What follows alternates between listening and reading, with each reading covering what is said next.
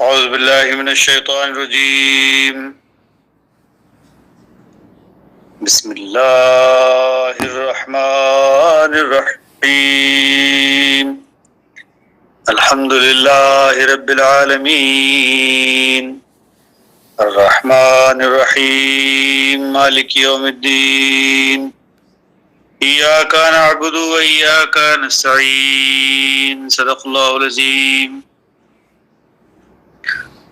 تعریف اسی کے لیے ہے جو ربوبیت کرتا ہے، تعریف اللہ کے لیے ہے کیونکہ اللہ ربوبیت کرتا ہے۔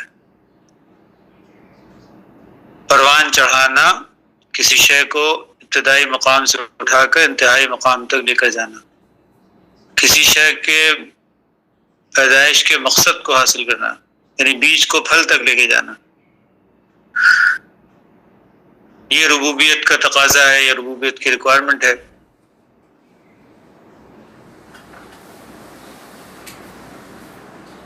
تو اللہ جو ہے وہ ربوبیت کرتا ہے، رب بنا ہوا ہے۔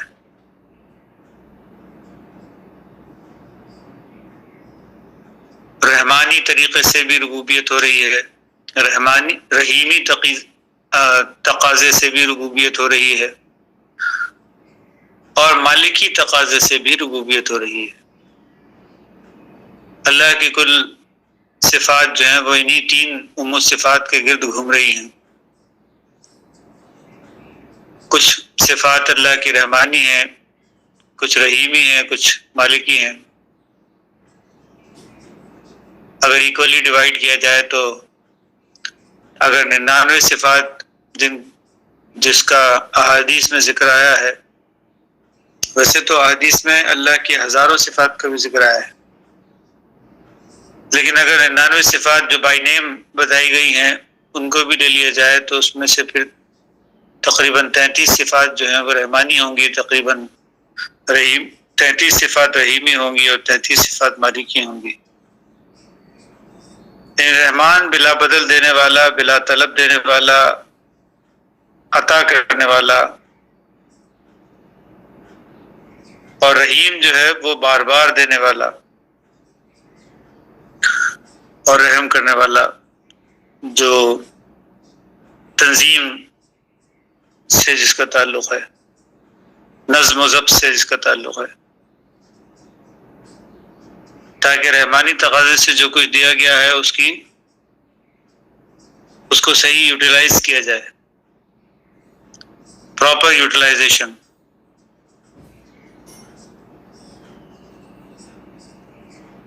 اور پھر جب اس کے اندر کوئی بگاڑ پیدا ہو جائے تو اس کو سدھارا بھی جائے، مالکی صفت۔ تو اللہ رب العالمین کی جتنی بھی صفات ہیں وہ سب اسی کے گرد گھوم رہی ہیں، اور یہ نظام کائنات جو ہے وہ اس کے اوپر قائم ہے۔ یہ اویئرنیس جو ہے وہ انسانوں کو دی گئی ہے تاکہ انسان اپنے گھر کے اندر ویسا ہی نظام قائم کرے، یعنی اس میں رحمانی صفات بھی ہوں، رحیمی صفات بھی ہوں، مالکی صفات بھی ہوں۔ اگر کوئی ایک صفت کی بھی کمی ہو جائے تو وہ گھر کا نظام جو ہے وہ گڑبڑ ہو جائے گا، بگڑ جائے گا۔ اگر کوئی سرکشی اور نافرمانی کرے اور اس کو سزا نہ دی جائے تب بھی گھر کا نظام بگڑ جائے گا۔ مالکی صفت، تو مالکی صفت کا ہونا بھی ضروری ہے۔ تو سرکشی اور نافرمانی کی کوئی گنجائش نہیں ہے۔ ہاں البتہ لطف و کرم بار بار اور ظلم و ستم گاہے گاہے وہی بات ہے۔ رحمانی اور رحیمی صفات جو ہیں وہ 24/7 ہیں، مگر مالکی صفات جو ہیں وہ 24/7 نہیں ہوتی ہیں۔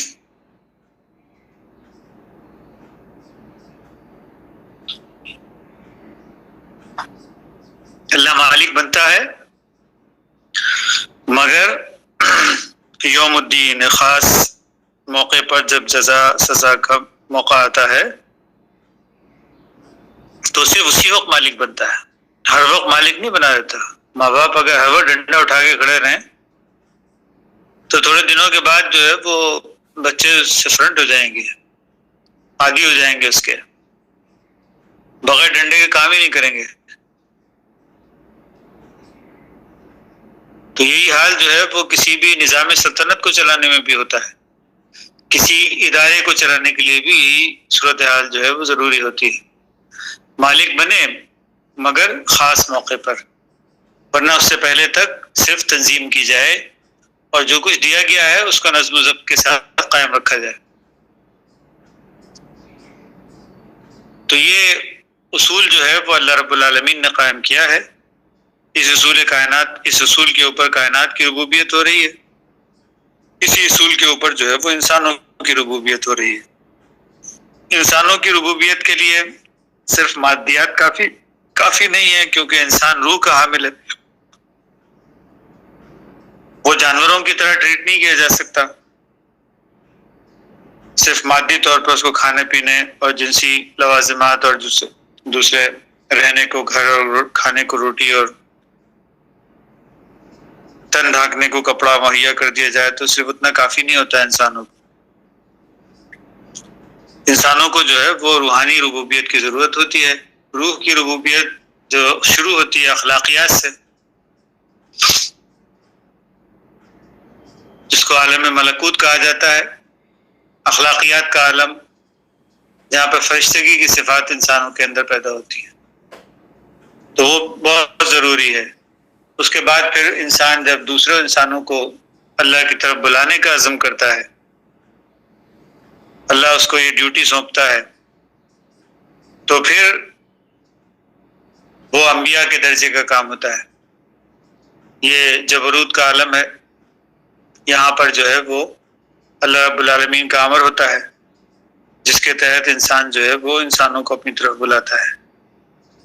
تو یہ انبیاء کا سلسلہ جو ہے وہ بھی، تو وہ یہ روحانیات کا مقام ہوتا ہے۔ یہاں تک پہنچنے کے لیے انسان شریعت سے اور طریقت سے گزرتا ہے، تاکہ انسانوں کے اندر جو ہے وہ خدا کی طرف انسانوں کو بلانے کا جذبہ پیدا ہو، کیونکہ خود اچھا ہو جانا کافی نہیں ہوتا، صلاۃ پر قائم ہو جانا کافی نہیں ہوتا، ذکر کی ضرورت بھی پڑتی ہے۔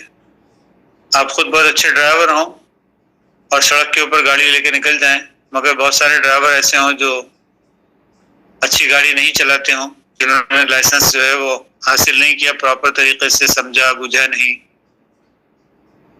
ٹریفک کے رولز سے ناواقفیت ہے، تو بہت سارے ایکسیڈنٹس ہونے لگیں گے، تو ہم خود جو ہے وہ مشکل میں پڑ جائیں گے۔ تو صرف خود اچھا ہونا کافی نہیں ہوتا ہے۔ وانذر عشیرتک الاقربین، نبیوں کو جو حکم دیا گیا کہ آپ جتنے بھی قرابت دار ہیں، قریب کے جتنے بھی لوگ ہیں، عام طور پہ اسے رشتہ داروں کو لیا جاتا ہے کیونکہ رشتہ دار سب سے زیادہ قریب ہوتے ہیں، تو جو بھی قریب کے لوگ ہیں ان سب کو ڈراؤ، اور یہ اس بات سے کہ ہاں تم کچھ غلط کرو گے تو اس کا نتیجہ برا نکلے گا۔ وانذر عشیرتک الاقربین، تو قرآن حکیم جو ہے وہ ایک نیچرل کتاب ہے، تو نیچرل طریقے سے جو ہے وہ ڈرانے کا کام بھی نبیوں نے کیا ہے، صرف رحمان اور رحیم نہیں بنے، نبی جو ہے وہ بشیر ہونے کے ساتھ ساتھ نذیر بھی تھے، یعنی ڈرانے والے بھی تھے، برائی سے ڈرانے والے، مالک کی صفت بھی ان کے اندر تھی۔ تو اللہ رب العالمین جو ہے وہ عبادت کی طرف انسانوں کو بلانا چاہتا ہے۔ عبادت جو ہے وہ دراصل فنا ہونے کا ہی نام ہے۔ عبادت اس مقصد کے لیے کی جاتی ہے تاکہ وہ اچھی صفات جن کو انسان نے جو ہے وہ اچھائی جان لیا ہے، اللہ کی صفات، وہ انسانوں کے اندر پیدا ہوں۔ ہم رنگی اختیار کرنا، تو اللہ کی ہم رنگی اختیار کی جائے، یعنی اللہ کی جو اچھی صفات جتنی بھی ہیں، کیونکہ دنیا میں دو ہی قسم کی صفات ہیں، یا تو اللہ کی صفات ہیں اور یا پھر شیطانی صفات ہیں، بیچ کی صفات نہیں ہے۔ لہ الاسماء الحسنی، ہر اچھی صفت اللہ کی اس صفت ہے، اور جو اس سے ہٹ کر ہے وہ شیطان کی صفت ہے۔ اگر انسان اللہ کی صفات کو نہیں اپنائے تو آٹومیٹک شیطانی صفات کو اپنائے گا. تو انسانوں کو حکم اس بات کا دیا گیا ہے کہ وہ اللہ کی صفات کو اپنائے. اللہ جس طرح سے معاف کرنے والا ہے تو خود بھی معاف کریں. اللہ جس طرح پروٹیکٹ کرنے والا ہے اس طرح اللہ یعنی الحفیظ بنے. ان میں بھی حفیظ بننے کا جذبہ پیدا ہو. اللہ الحفیظ ہے تو انسان بھی حفیظ ہوتا ہے. انسان بھی جو ہے وہ غافر ہوتا ہے، غافر الذنوب. اللہ جو ہے وہ الغفار ہے تو انسان بھی غفار بنتا ہے. تو اللہ کی صفات کو جو ہے وہ اچھی صفات کو اپنانا یہ انسان کے لیے بہت ضروری ہے اور اسی کو عبادت کہتے ہیں. تو ایاک نستعین، جب انسان عبادت اللہ کی کرنے لگتا ہے تو استعانت بھی اللہ سے ہی طلب کرتا ہے. اور جب انسان اللہ کی عبادت نہیں کرتا تو استعانت کے لیے کبھی اس در پر کبھی اس در پر کشکول لے لے کے پھرتا رہتا ہے کہ مجھے محبت دے دو، مجھے توجہ دے دو، مجھے یہ دے دو، مجھے وہ دے دو، مجھے یہ دے دو، مجھے وہ دے دو. بس انسانوں کے پیچھے پھرتا رہتا ہے ہمیشہ. کبھی اپنے گھر کے اندر بچوں کے پیچھے پھرتا رہے گا، کبھی بیوی کے پیچھے پھرتا رہے گا، کبھی دوست احباب کے پیچھے پھرتا رہے گا، لوگوں سے توقعات وابستہ کرتا رہے گا. اللہ کو اپنا وکیل اگر جس نے بنا لیا، جس نے اللہ کو اپنا کارساز بنا لیا، وہ پھر اللہ ہی سے طلب کرتا ہے. اللہ کے سوا کسی اور کی طرف جانے کو شرک سمجھتا ہے. تو شرک اور توحید کی ڈیفینیشن جو ہے وہ بالکل کلیئر ہے. یہ بہت پریکٹیکل ہے. شرک اور توحید، ایک انسان جو ہے وہ اللہ کی طرف جب توجہ کرتا ہے تو اللہ ہی سے مدد کا طالب ہوتا ہے. اهدنا الصراط المستقیم، ایاک نعبد و ایاک نستعین. جب ہم عبادت اللہ کی کرتے ہیں تو استعانت بھی اسی طلب کرتے ہیں. عبادت کہتے ہیں، عبد کہتے ہیں غلام کو. عبادت جو ہے وہ غلامی اختیار کر لینا. اللہ کی غلامی جب اختیار کر لی تو جتنی بھی ذمہ داری ہے پھر اسی کی ہے نا. مالک ہی پھر عبد کا غلام ہوتا، عبد کا جو ہے وہ معبود ہوتا ہے، یعنی اس کی ہر ضرورت کا خیال رکھتا ہے. تو انسان اگر اللہ کی غلامی اختیار کرتا ہے تو یہ غلامی جو ہے وہ انسانوں کی غلامی کی طرح نہیں ہے. انسانوں کی غلامی جب انسان اختیار کرتا ہے تو اس کے درمیان دوئی کا پردہ ہوتا ہے، جس میں مالک جو ہے وہ تخت پر بیٹھا ہوتا ہے اور غلام جو ہے وہ اس کے سامنے ہاتھ باندھ کر کھڑا ہوتا ہے. کبھی وہ مالک کے قریب پہنچ نہیں سکتا. لیکن یہاں پر عبد اور معبود جو ہے وہ اس کا رشتہ بہت عجیب ہے. یہاں پر جو ہے وہ عبد معبود کے قریب ہوتا ہے. نحن اقرب الیہ من حبل الورید، ہم جو ہے وہ تمہاری رگ جان سے بھی زیادہ قریب ہیں. اتنی قربت جو ہے وہ کبھی بھی دنیاوی محبتوں کے اندر ہو نہیں سکتی. دوئی کا پردہ پھر بھی باقی رہتا ہے. لیکن اللہ رب العالمین کے ساتھ جب بندے کا تعلق قائم ہوتا ہے تو وہاں دوئی کا پردہ اڑ جاتا ہے. وہاں پر اللہ اس بات کو پسند کرتا ہے کہ انسان جو ہے وہ اس کے بہت زیادہ قریب ہو جائے. اللہ اس بات کو پسند کرتا ہے کہ انسانوں کے اندر اللہ کی صفات پیدا ہوں. تو اللہ جو ہے وہ انسانوں کو فنائیت کی طرف لانا چاہتا ہے، اور انسان جو ہے جب دوسرے انسانوں کی غلامی کرنے لگتے ہیں تو وہاں پر دوئی کا پردہ رہتا ہے. ہمیشہ کسی بھی قسم کی محبت ہو دنیاوی، اس کے درمیان ہمیشہ دوئی کا پردہ رہے گا. تو اور میں کا فرق موجود رہے گا. بادشاہ تخت پر بیٹھے گا اور غلام جو ہے وہ ہاتھ باندھ کر سامنے کھڑا ہوگا. سرمایہ دار جو ہے وہ کبھی مزدور کے لیول کے اوپر آ کر اس کے ساتھ نہیں بیٹھے گا. اس کی حیثیت جو ہے وہ ہمیشہ الگ رہے گی، اور جو مزدور ہے اس کی حیثیت ہمیشہ الگ رہے گی.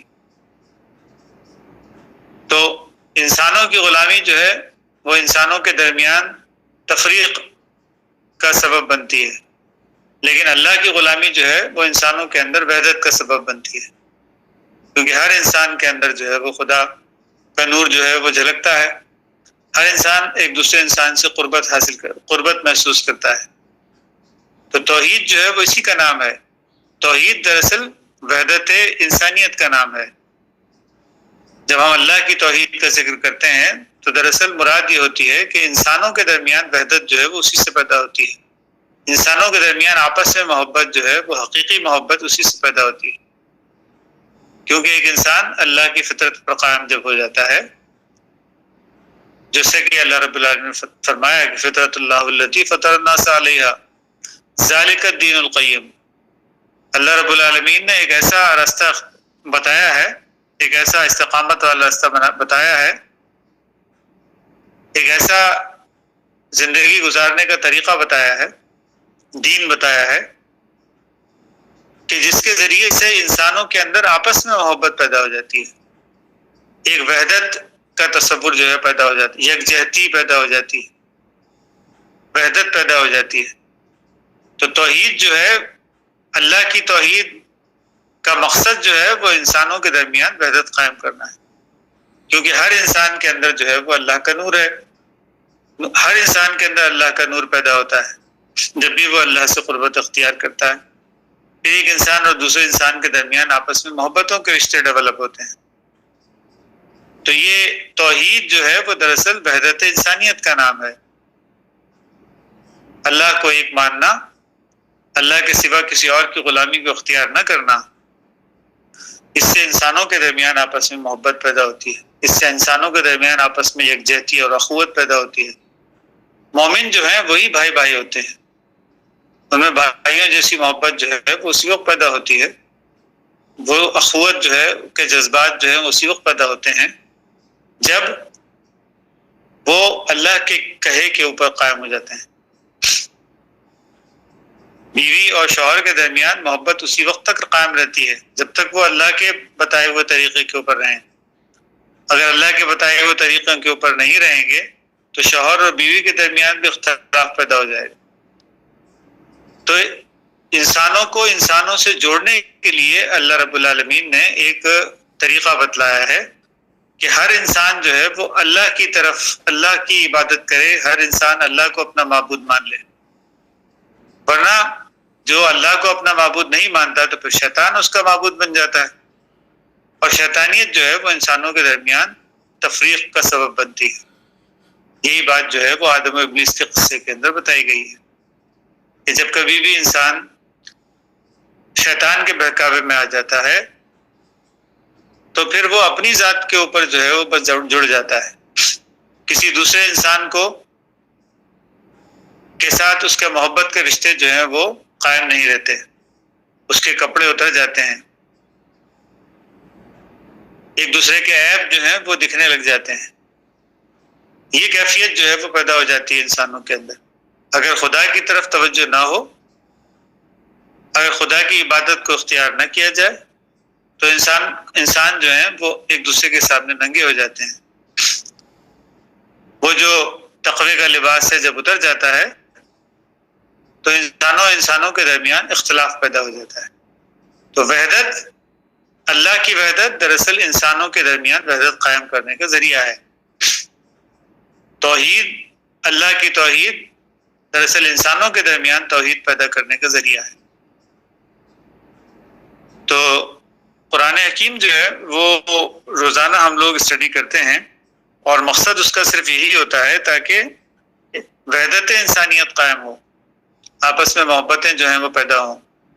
جب انسان شیطانیت کی طرف جاتا ہے تو اپنی ذات کے ساتھ، اپنے نفس کے ساتھ جو ہے وہ جڑ جاتا ہے، اور جب انسان اللہ کی طرف جاتا ہے تو اپنی ذات کے ساتھ جڑتا ہے، اور ہر انسان کی ذات جو ہے وہ ایک ہی ہے، روح جو ہے وہ ایک ہی ہے، وہ اللہ رب العالمین کی روح ہے جو سب انسانوں میں یکساں طور پر کام کرنے لگتی ہے، تو ان کے درمیان محبتوں کے رشتے جڑتے ہیں۔ تو قرآن حکیم کو پڑھنے کا بس یہی مقصد ہونا چاہیے تاکہ ہم اس وحدت انسانیت کی طرف آئیں جس کو اللہ رب العالمین توحید کے ذریعے سے قائم کرنا چاہتا ہے۔ تو رافع بھائی سے گزارش کرتے ہیں کہ قرآن حکیم میں کسی آیت کی تلاوت کریں، ایک 5 منٹ اس پہ گفتگو کر کے ختم کریں گے۔ جی رافع بھائی۔ جی،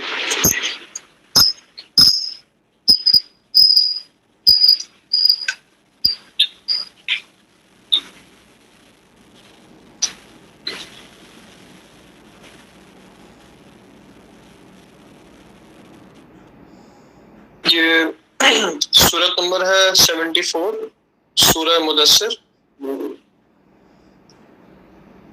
اور آیت نمبر ہے 38۔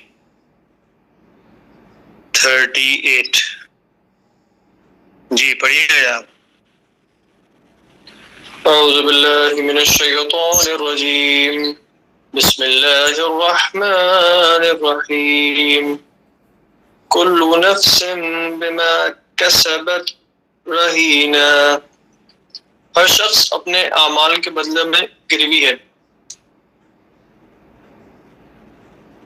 جی بہت بڑی حقیقت ہے جس کو اللہ رب العالمین نے چھوٹے سے ٹکڑے کے اندر کھول دیا ہے۔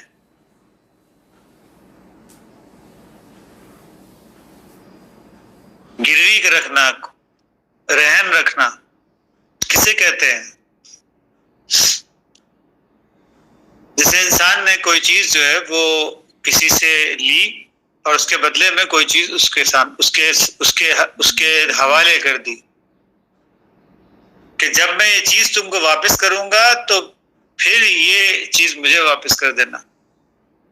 تو مثال کے طور پر مجھے 1000 روپے کی ضرورت ہے اور میرے پاس ایک گھڑی ہے جو کہ 2-4 ہزار روپے کی ہے۔ میں نے اپنی گھڑی جو ہے وہ رہن رکھوا دی کسی کے پاس اور اس کے بدلے میں 1000 روپے اس سے لے لیے کیونکہ مجھے 1000 روپے کی ضرورت تھی۔ تو جب میں 1000 روپے واپس کروں گا تو پھر وہ گھڑی مجھے واپس مل جائے گی۔ رہن رکھنے کا یہی اصول ہوتا ہے کہ کوئی چیز رکھوا دی جائے اور جب واپس کریں گے تو وہ چیز ہم کو واپس مل جائے گی۔ کوئی شے رہن رکھی جاتی ہے جب، تو ایک انسان دوسرا انسان جو ہوتا ہے اگر واپس نہ کیا جائے اس کو، وہ رقم واپس نہ کی جائے تو وہ رہن جو ہے وہ ضبط ہو جاتا ہے۔ تو رہن رکھوانے میں کوئی بھی چیز کو جب آپ رہن رکھوا دیتے ہیں تو اب اس کے اوپر جو ہے وہ آپ کا حق ختم ہو جاتا ہے، آپ اس کو استعمال نہیں کر سکتے کیونکہ اب وہ دوسرے کے پاس رہن رکھی جا چکی ہے، گروی رکھی جا چکی ہے۔ تو ہر انسان، کل نفس، ہر انسان جو ہے، ہر شخص جو ہے، نفس کا لفظ قرآن حکیم میں کسی بھی شخص کے لیے جو انڈیویجولیٹی ہے، ہر انسان کی انفرادیت ہے، اس کے لیے نفس کا لفظ استعمال ہوتا ہے۔ کل نفس، ہر انسان، ہر شخص، بما کسبت رہینا، ہر نفس جو ہے وہ رہن رکھا جا چکا ہے۔ حالانکہ نفس جو ہے وہ تو انسان کا بنا ہے، ہر ایک کی انڈیویجولیٹی، انفرادیت جو ہے وہ ہر ایک کی اپنی ہے۔ ایسا کیسے ممکن ہے کہ ایک انسان جو ہے وہ کسی کو رہن رکھ دے، اپنے آپ کو رہن رکھ دے؟ کل نفس بما کسبت رہین، ہر نفس جو ہے وہ اپنے آپ کو رہن رکھ چکا ہے، رہن رکھا جا چکا ہے، گروی رکھ چکا ہے۔ ہر ایک اپنے آپ کو گروی رکھ دیتا ہے، کس کے بدلے میں؟ بما کسبت، جو کچھ بھی اس نے اعمال کیے ہیں اس کے بدلے میں، اعمال کے بدلے میں رہن رکھا جا چکا ہے۔ اعمال جو ہیں جیسے سپرد کر رہا ہے، یعنی اس نے اپنے اعمال کے بدلے میں اپنے آپ کو رہن رکھ دیا ہے، یعنی جیسے عمل ہوں گے، جب وہ اچھے عمل پیش کرے گا تو اپنے آپ کو جو ہے وہ آزاد کر لے گا، ورنہ غلام بن جائے گا۔ برے عمل کرے گا تو غلام بن جائے گا، اور اگر اچھے اعمال پیش کرے گا تو اپنے آپ کو جو ہے وہ آزاد کر لے گا۔ جیسے جو ادھار رقم لی جاتی ہے، جب ادھار رقم واپس کر دی جاتی ہے تو وہ شے آزاد ہو جاتی ہے، گھڑی آزاد ہو جاتی ہے۔ تو بالکل اسی طرح اعمال جو ہے وہ کسب جو انسان کرتا ہے اپنی زندگی میں،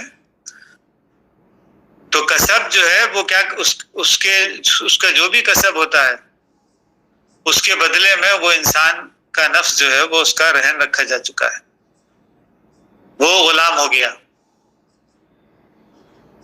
تو اچھے اعمال کرے گا تو اس غلامی سے، اپنے نفس کی غلامی سے جو ہے وہ آزاد ہو جائے گا، نفس اس کا جو ہے وہ آزاد ہو جائے گا. اور اگر برے اعمال کرے گا تو وہ رہن رکھا جا چکا ہے، برے اعمال کے اثرات جو ہیں وہ اس کے اوپر ظاہر ہونا شروع ہو جائیں گے.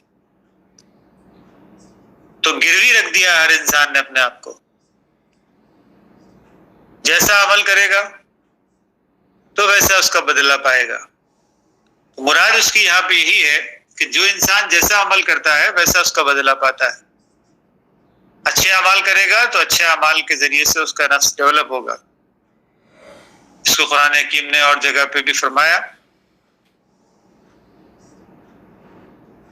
تو وہاں پہ جو ہے وہ یہی بات کہی گئی کہ اگر انسان برے اعمال کرتا ہے تو دساہا، اس کا نفس جو ہے وہ اس کو دھنسا دیتا ہے زمین کے اندر، زمینی خواہشات ہی اس کا مقدر بن جاتی ہیں.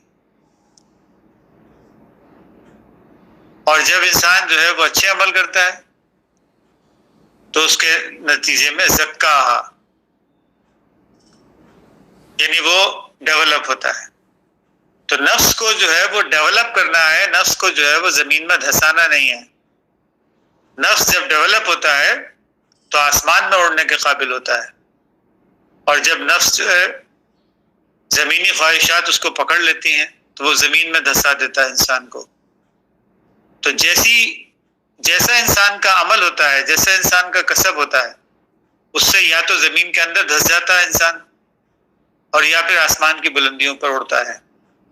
جب زمین کے اندر دھس جاتا ہے تو قبر جس طرح سے بند ہوتی ہے اس طرح سے بند ہو جاتا ہے، غلامی کی حالت کے اندر آ جاتا ہے، جسے قید خانے کے اندر ڈال دیا جائے. اور جب انسان اپنے نفس کو بلند کرتا ہے تو آسمان کی بلندیوں پر آزاد فضاؤں میں اڑتا ہے. اب انسان کے پاس یہ دونوں چوائس ہیں، چاہے تو آزاد فضاؤں میں اڑنا سیکھے، آزادی حاصل کر لے، اور چاہے تو نفس کی غلامی کے اندر انسان جو ہے وہ اپنے آپ کو زمین کے اندر دھسا دے، زمینی خواہشات اس کا مقدر بن جائیں اور اسی کے اندر جینا اور مرنا اس کا ہو جائے. تو یہ دونوں آپشنز جو ہیں وہ انسان کے لیے کھلے ہوئے ہیں. تو کل نفس بما کسبت رہینا، ہر نفس جو ہے وہ اپنے اعمال کی بدلے میں جو ہے وہ گروی رکھا جا چکا ہے.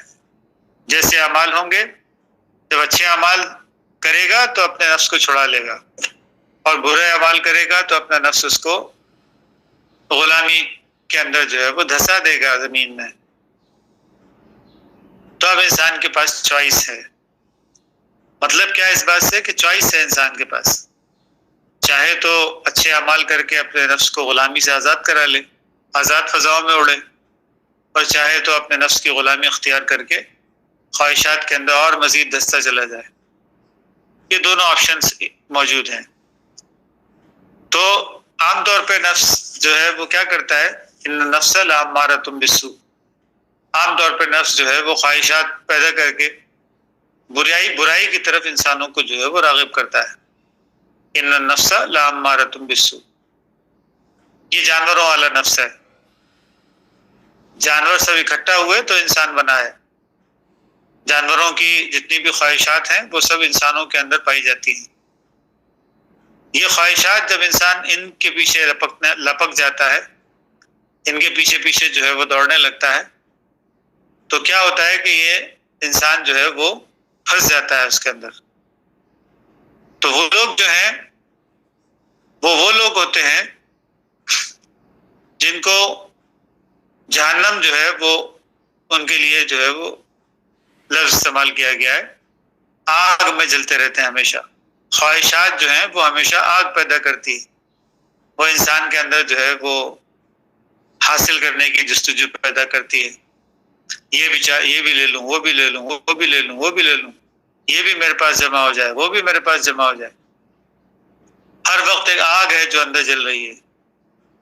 اور اس کی کیفیت جو ہے وہ قرآن حکیم نے بیان بھی کی ہے کہ وہ کہتا ہے کہ حل من مزید، جہنم جو ہے وہ کہتی ہے حل میں مزید، اور مزید میرے اندر حل کر دو، میرے اندر اور ڈال دو. کبھی بھی جو ہے وہ شکر گزاری کی منزل میں نہیں آتا وہ انسان، ہمیشہ یہی کہتا رہتا ہے کہ مجھے اور چاہیے، مجھے اور چاہیے، مجھے اور چاہیے، بس اسی کے اندر گرفتار رہتا ہے. مگر ایسے لوگ بھی ہوتے ہیں جو نفس کی اس غلامی سے آزاد ہو جاتے ہیں. اگلی آیت میں وہ ان کا ذکر کیا جا رہا ہے. تو نفس جو ہے وہ تو انسان کو، یعنی انسان جو ہے وہ نفس کے سبب سے رہن رکھا جا چکا ہے. برے اعمال جو ہے اس نے ایسے کیے ہیں جس کی وجہ سے وہ رہن رکھا جا چکا ہے، غلامی اختیار کر لی اس نے. اور الا اصحاب الیمین، مگر کچھ ایسے لوگ بھی ہوتے ہیں جن کو دائیں ہاتھ والے کہا گیا ہے، یعنی وہ ایسے لوگ ہیں جو اچھے اعمال کرنے والے ہیں. فی جنات، وہ بہشتوں میں ہیں. یتساءلون، اور وہ سوال کرتے ہیں عن المجرمین، مجرموں سے. تو یہ ایک نیا ٹاپک جو ہے وہ آ رہا ہے کہ کیوں وہ جاتے ہیں جہنم کے اندر، کیونکہ وہ اپنی سیلف ڈیولپمنٹ سے رک جاتے ہیں. حالانکہ ان کو کام یہ دیا گیا تھا، ان کو نفس اس لیے دیا گیا تھا تاکہ اس پہ سواری کریں. نفس اس لیے نہیں دیا گیا تھا کہ اپنے نفس کو جو ہے وہ اپنے اوپر سوار کر لیں. نفس کو اپنے اوپر سوار کر لینے میں اور نفس پر سواری کرنے میں فرق ہے، زمین اور آسمان کا فرق ہے. ان کو نفس اس لیے دیا گیا تھا تاکہ اس کے اوپر سواری کریں، اس سے فائدہ حاصل کریں،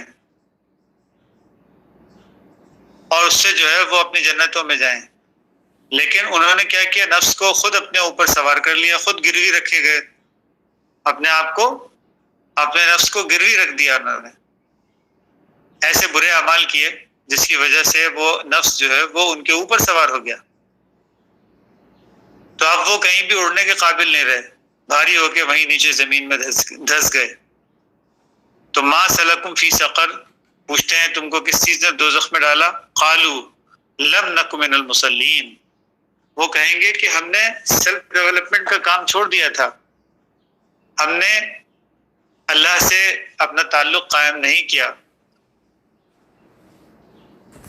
تو صلاۃ جو ہے وہ اللہ سے تعلق قائم کرنے کو کہتے ہیں، جس کا عملی مظاہرہ جو ہے وہ نمازوں، یعنی سمبولک مظاہرہ جو ہے وہ نمازوں میں ہوتا ہے، اور عملی مظاہرہ ہمارے زندگی کے روزمرہ واقعات کے اندر ہوتا ہے، جس کے اندر خدا سے تعلق جب قائم ہوتا ہے تو انسان اچھے اعمال کی طرف جاتا ہے. اس کا سمبولک مظاہرہ نمازوں میں کیا جاتا ہے، جہاں انسان ہر چیز کو چھوڑ کر بس خدا کے ساتھ اپنا تعلق قائم کرتا ہے.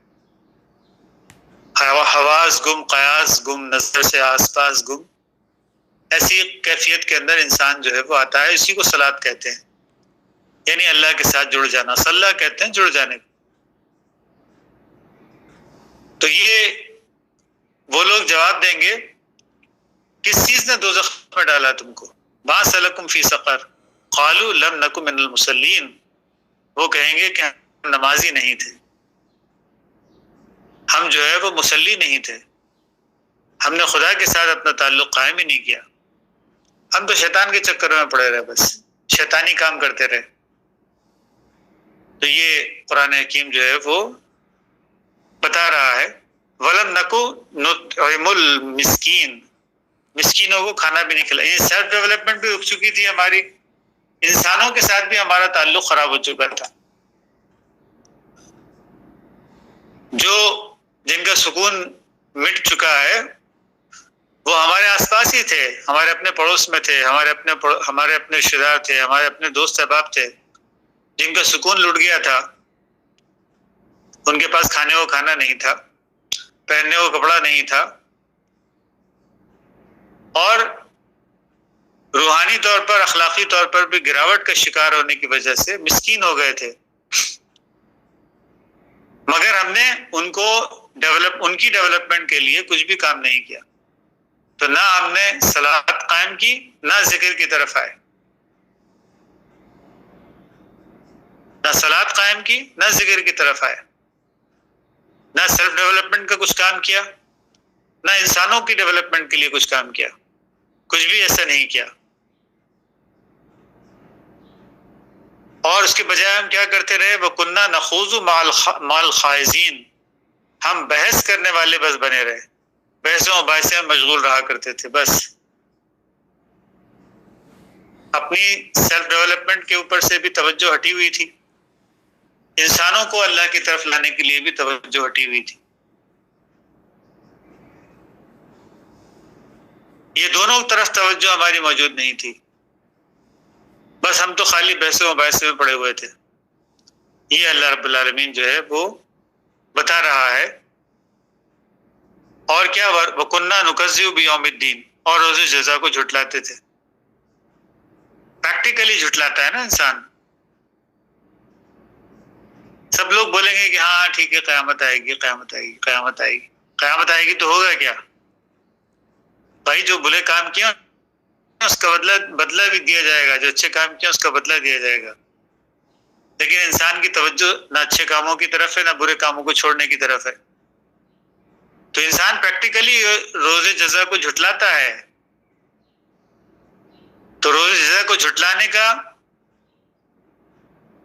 طریقہ کیا ہوتا ہے کہ بس بحثوں بحثے میں پڑے رہتے ہیں، خالی نہ سیلف ڈیولپمنٹ کا کچھ کام کرتے ہیں، نہ انسانوں کو اللہ کی طرف لانے کے لیے کچھ کوشش کرتے ہیں. یعنی نہ انسانوں سے ان کو محبت ہے، نہ اپنی ذات سے ان کو محبت ہے، بس ہے تو اپنے نفس سے بس پیار ہے. تو نفسانی خواہشات کے اندر بس صرف مبتلا رہتے ہیں. تو قرآن حکیم جو ہے وہ انسانوں کی جو اپیئرنس ہے، جو ان کی نارمل اپیئرنس ہے، وہ اس کی طرف جو ہے وہ توجہ دلا رہا ہے کہ دیکھو تم لوگ یہ کرتے ہو. انسان جو ہے وہ یہ سب کچھ کرتا ہے، ان چیزوں کے اندر پڑا ہوا ہے، اور اس کی وجہ سے جو ہے وہ دوزخ کے کندہ بنا ہوا ہے، دوزخ کا ایندھن بنا ہوا ہے. کیونکہ دوزخ ایسی جگہ ہے جہاں پہ کوئی فیول جو ہے وہ جلانے کے لیے نہیں ڈالا ہے، کوئی لکڑیاں جلانے کے لیے نہیں ڈالی جاتی ہیں، جہاں پہ کوئی پیٹرولیم جلانے کے لیے نہیں ڈالا جاتا ہے. وہاں پہ انسان جو ہوتے ہیں وہ خود ہی اس کا ایندھن ہوتے ہیں. انسانوں ہی کے ذریعے سے، انہی کے اندر جو ہے وہ کوئی علیحدہ سے باہر سے کوئی فیول نہیں آتا.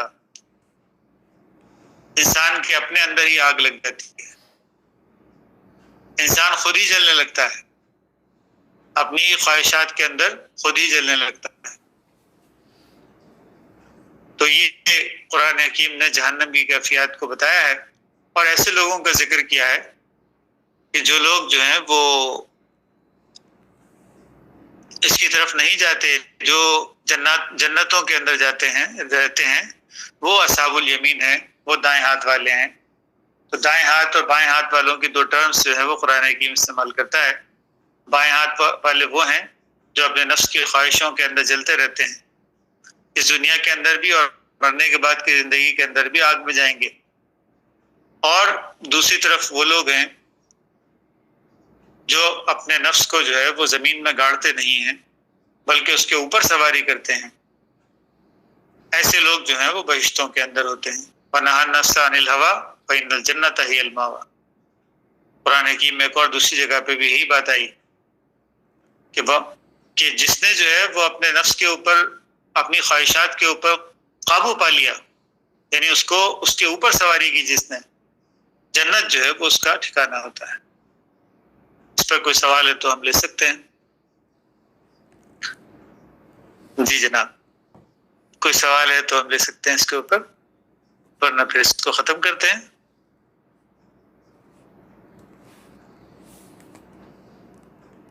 کوئی سوال نہیں ہے تو ختم کرتے ہیں اس کو.